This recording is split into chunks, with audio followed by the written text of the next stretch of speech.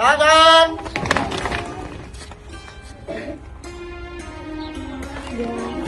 जानने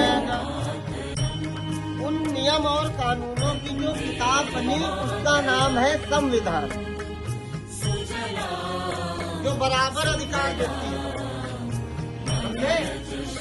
अधिकार का मतलब जीने का अधिकार, शिक्षा का अधिकार, स्वतंत्रता का अधिकार, हाँ, अपना धर्म मानने का अधिकार, हर प्रकार। भारत माता की गणतंत्र दिवस, गणतंत्र दिवस।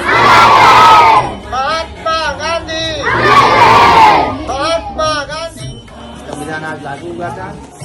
बाकी इसी में अपन लोगों को सभी तरीके के कर्तव्य मिले हैं।